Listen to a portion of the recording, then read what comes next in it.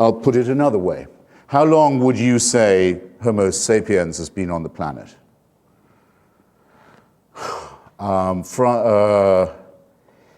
Francis, not Crick, excuse me, the author of the supervisor of the Human Genome Project. Collins. My new best friend and occasional debating enemy thinks, well, not more than 500,000 years. Richard Dawkins thinks it could be as much as 750,000.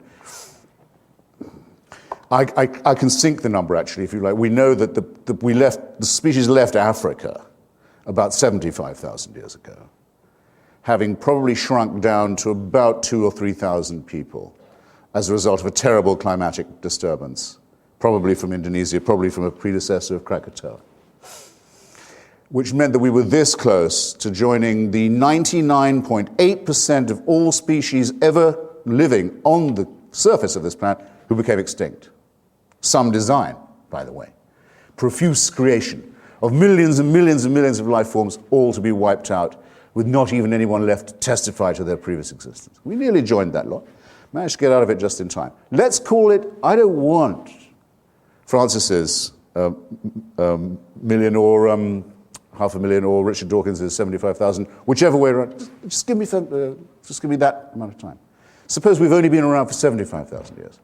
Monotheism, Christianity, Judaism, Islam, shows up, 4,000 or 5,000 years ago at the most. Right?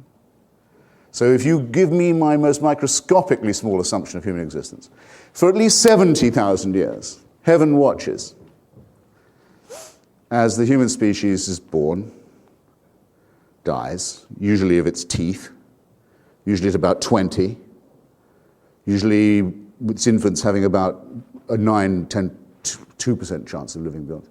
I don't have to draw you a picture. Watches this with indifference. Thousands and thousands of generations, miserable, illiterate, starving, hungry. To say nothing of the wars they'll fight with each other. To say nothing of the cruelties they will inflict, as well as the ones they will suffer just from existence. And only 3 or 4, perhaps 5,000 years ago, heaven decides it's enough of that. It's time for an intervention.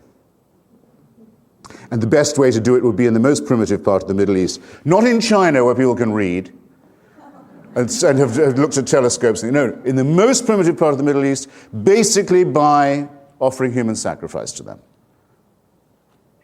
This is a doctrine that cannot be believed by anyone who's studied anything scientific, anything historical, anything archaeological, anything paleological, anything biological. Can't be believed by anyone. Can't be only believed by someone who wants to be a plaything and a slave of a pitiless totalitarian power.